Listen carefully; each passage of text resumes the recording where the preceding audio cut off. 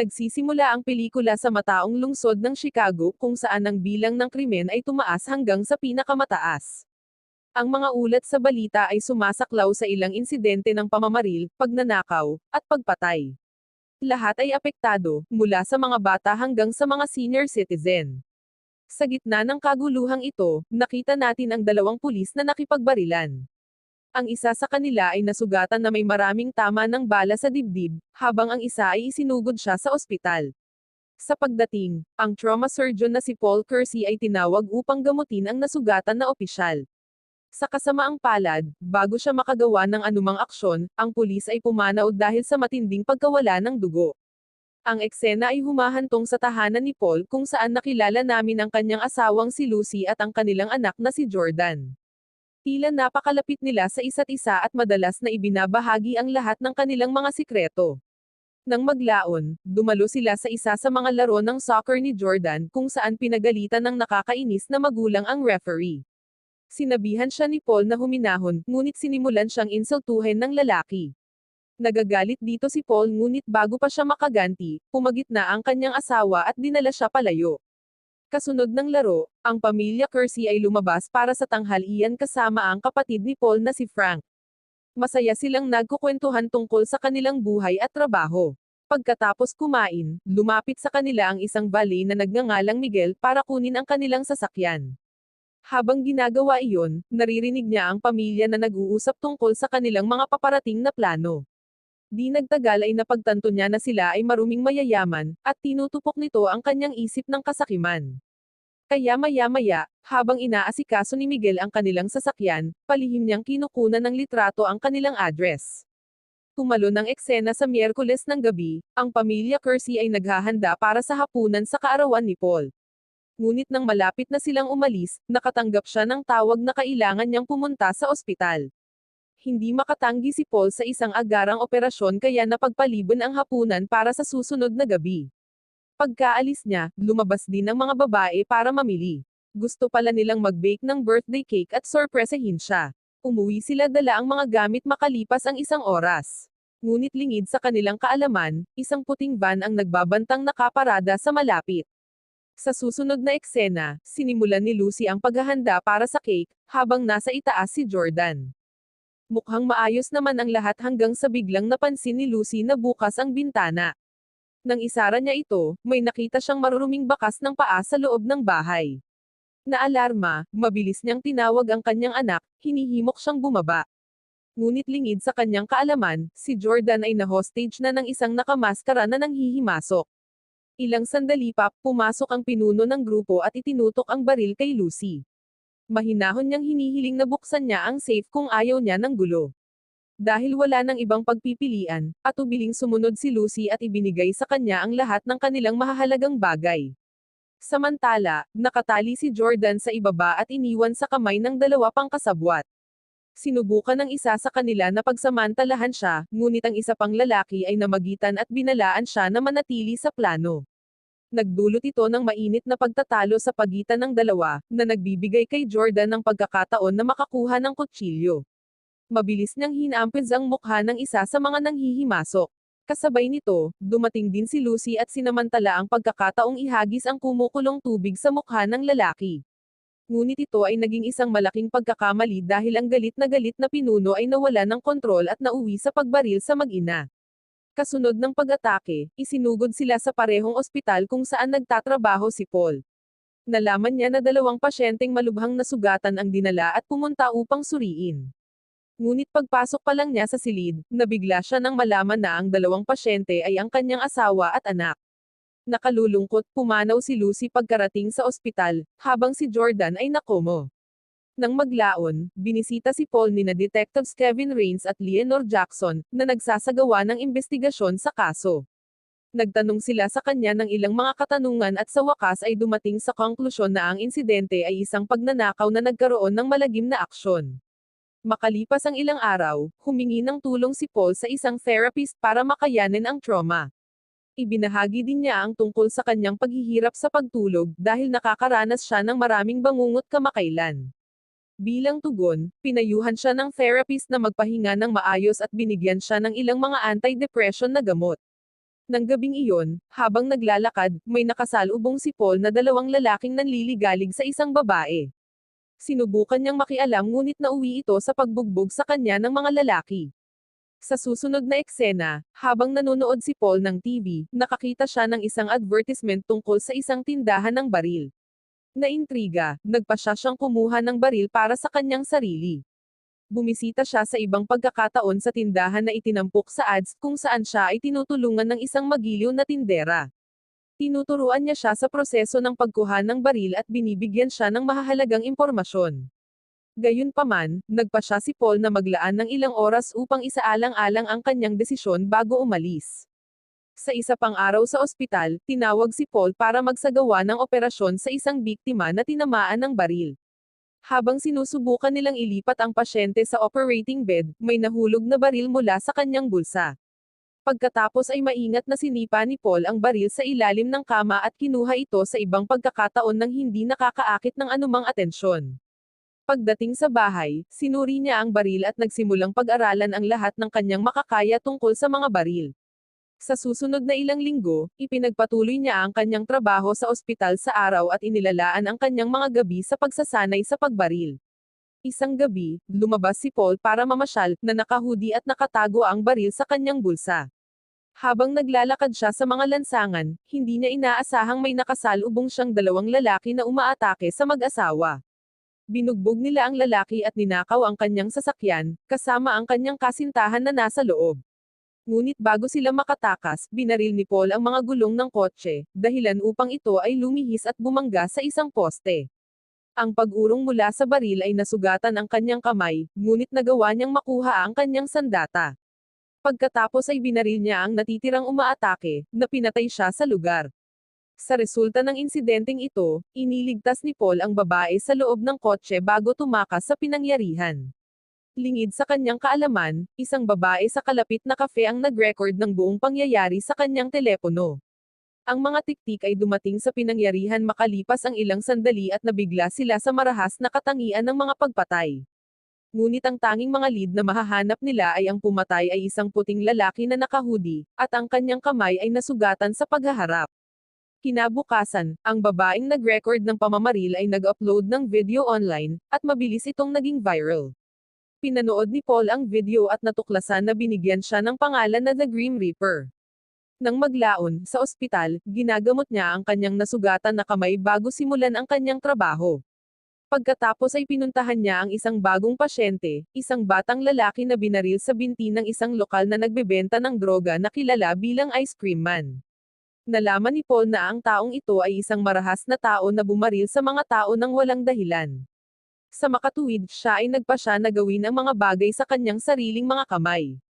Pinipilit niya ang batang lalaki na ibunyag ang address ng Ice Cream Man, pagkatapos ay tumungo doon, na nakabalat kayo sa isang hoodie. Sa sandaling makita ni Paul ang lalaki, binaril niya ito hanggang sa mamatay, bago tumakas sa eksena. Nag-viral na naman ang balita at ang nakahod na lalaki ay sinimulang tawagin bilang isang vigilante. Sinusuportahan ng ilan ang kanyang mga aksyon at tinawag siyang guardian angel na nagpapabagsak sa mga kriminal. Ngunit ang iba ay sumalungat sa kanya at nangangatuwiran na ang hustisya ay dapat ipaubaya sa mga awtoridad. Samantala, dumating sina Detectives Rains at Jackson sa pinangyarihan ng krimen kung saan pinatay si Ice Cream Man. Nakita nila ang parehong paglalarawan ng bumaril, isang puting lalaki na nakahudi. Sa pagkakataong ito, muling pinanood ni Detective Rains ang viral video ng The Grim Reaper at napagtanto na kaliwete ang salarin. Kasunod nito, tinawag si Paul sa ospital para asikasuhin ang isa pang biktima na nabaril. Sa kanyang pagkabigla, nakilala niya ang tao bilang si Miguel, ang valet mula sa restaurant. Napansin din niyang suot niya ang kanyang ninakaw na relo sa kanyang mga kamay. Sinisikap pa rin ni Paul na iligtas siya, ngunit ang makulimlim na valet ay namatay. Nang maglaon, nakita ni Paul ang cellphone ni Miguel at maingat na binuksan ito gamit ang kanyang fingerprint. Sa pagsusuri sa cellphone, natitisid siya sa isang larawan ng kanyang sariling address na kuha sa loob ng kanyang sasakyan. Ito ay nagpapatunay sa kanyang hinala na si Miguel ay sangkot sa pagnanakaw at pagpatay. Pagkatapos ay pinag-aralan pa ni Paul ang mga mensahe ni Miguel at natuklasan ang mga ninakaw na bagay, kasama ang kanyang relo, ay ibinebenta sa isang kalapit na pawn shop na nagkukunwaring tindahan ng alak. Kinagabihan, nagtungo si Paul sa nasabing lokasyon at nadiskubre ang pawn shop sa likod. Nang tanungin siya ng may-ari na si Ponytail, sinabi niyang siya ang ipinadala ni Miguel. Gayunpaman, nagdudulot ito ng hinala, na nagudyok kay Ponytail na alertuhan ang isang taong pinangalanang Fish. Pagkatapos ay kinuha niya ang kanyang baril, ngunit napansin ito ni Paul sa pamamagitan ng salamin at mabilis siyang sinaksak sa kamay. Nang mapasuko si Ponytail, hinawakan siya ni Paul habang tinutukan ng baril at hiniling na dalhin siya sa kanyang mga ninakaw na gamit. Kasabay nito, dumating si Fish sa tindahan. Sumugod siya sa likod at pinaputukan ang ating bida. Kahit papaano ay naiwasan ni Paul ang bala ngunit nauwi ito sa pagtama kay Ponytail na ikinamatay niya kaagad. Kasunod nito, nagkaroon ng marahas na labanan ang dalawang lalaki, na nauwi sa pagbaril sa binti ni Fish. Pinilit siya ni Paul na ibunyag ang taong pumatay sa kanyang asawa. Nag-aatubili na sinabi ni Fish na ang kanyang kaibigan na si Joe ay ang pumatay sa kanyang asawa. Sinubukan ni Paul na makakuha pa ng karagdagang impormasyon, ngunit bigla siyang inatake ni Fish at pinaikot ang mga talahanayan. Pagkatapos ay itinuloy niya ang pagpatay sa kanya ngunit sa sandaling iyon, isang bowling ball ang hindi inaasahang nahulog mula sa itaas na tumama sa kanya sa ulo. Nagdulot ito ng aksidente at nabaril ni Fish ang kanyang sarili, na humantong sa kanyang pagkamatay. Sinamantala ni Paul ang pagkakataong tipunin ang lahat ng mga surveillance tape at ginawa ang kanyang pagtakas. Gayunpaman, sa pagmamadali, hindi niya sinasadyang nahulog ang kanyang nabawi na singsing. Sa pag-uwi, sinira ni Paul ang mga surveillance tape upang hindi ma-access ang mga ito bago itapon. Kinabukasan, binisita siya nina Detective Rains at Jackson sa ospital. Ipinakita nila sa kanya ang isang larawan ni Fish para sa pagkakakilanlan, ngunit itinanggi ni Paul na kilala niya ang lalaki. Pagkatapos ay isiniwalat ng mga tiktik na siya ay natagpo ang patay, at ang ninakaw na singsing ni Paul ay nakuha mula sa pinangyarihan ng krimen. Sa katibayan na ito, naniniwala sila na ilang oras na lang bago nila matuklasan ang iba pa niyang kasamahan. Nang maglaon, sinusubaybayan ni Paul si Joe sa kanyang auto shop at pinawalan siya ng kakayahan gamit ang isang wrench. Pagkatapos ay ipinuwesto niya si Joe sa ilalim ng isang kotse at inilagay ito sa pwesto gamit ang isang crowbar. Si Paul ay nagpatuloy sa pagpapahirap sa kanya sa pamamagitan ng paggawa ng malinis na hiwa sa kanyang binti at pagbuhos ng brake fluid sa sugat. Dahil sa matinding sakit, sa wakas ay ipinagtapat ni Joe na isang lalaking nagngangalang Knox ang nagplano sa buong pagnanakaw. Nang malaman ito, hinihila ni Paul ang isang kadena upang kunin ang crowbar, at ang kotse ay labis na dinurog ang ulo ni Joe. Sa susunod na eksena, nakatanggap si Paul ng isang text mula kay Knox na nagtuturo sa kanya na magkita sa isang nightclub. Samantala, bumisita si Frank sa tahanan ni Paul, at aksidenteng natisod sa kanyang koleksyon ng mga baril. Napagtanto niya na ang kasumpa-sumpa na vigilante ay walang iba kundi ang sarili niyang kapatid. Sa ibang lugar, dumating si Paul sa nightclub kung saan sa huli ay napunta siya sa banyo. Tinatawagan niya si Knox, ngunit narinig niyang nagriring ang telepono sa isa sa mga stall. Pagkatapos ay bumaril si Paul sa pintuan, napagtanto lamang na ito ay isang bitag. Inilantad nito ang kanyang pagkakakilanlan, at binaril siya ni Knox mula sa likuran, na nagpasimula ng isang putok ng baril na ikinasugat ng dalawang lalaki. Hindi nagtagal ay sumabog ang kaguluhan at nagsimulang tumakas ang mga tao dito at doon. Sa huli, nakiisa si Paul sa karamihan at nagawang makatakas, habang nakipag-ugnayan si Knox sa mga tiktik at binibigyan sila ng paglalarawan ng umaatake. Nagpapanggap siyang inosenteng lalaki na pumunta lang dito para magsaya. Pagbalik sa bahay, ginamit ni Paul ang kanyang kaalaman sa medisina para gamutin ang kanyang sugat sa baril. Pagkatapos ay pumunta siya sa basement kung saan nakita niya si Frank na naghihintay sa kanya. Nang harapin ang tungkol sa kanyang mga aksyon, ipinagtanggol ni Paul ang kanyang sarili, na nangangatwiran na ang isang tao ay dapat kumuha ng hustisya sa kanilang sariling mga kamay. Ilang sandali pa, nakatanggap sila ng tawag mula sa ospital, na ipinaalam sa kanila na sa wakas ay nagising na si Jordan mula sa kanyang pagkakomo. Si Paul ay nagmamadaling makipagkita sa kanya at ang una niyang ginawa ay isiniwalat na ang kanyang ina ay namatay. Makalipas ang isang linggo, sa wakas ay nakalabas na si Jordan sa ospital, at iniuwi siya ni Paul.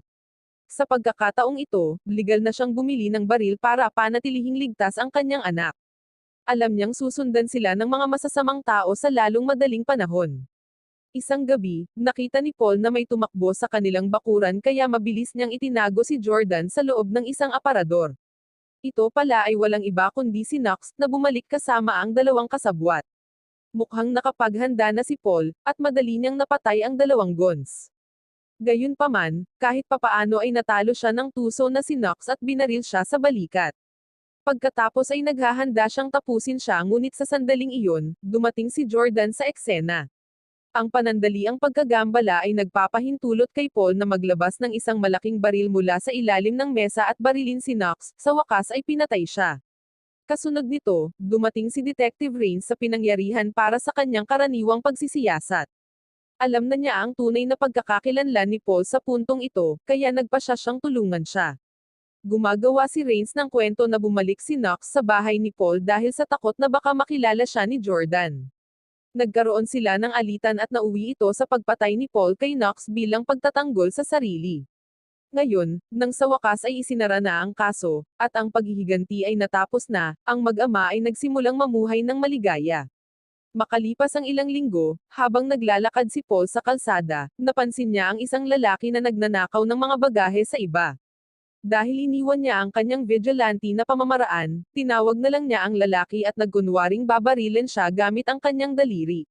Wow naman! Doon nagtatapos ang pelikula mga idolo, salamat sa inyong panonood.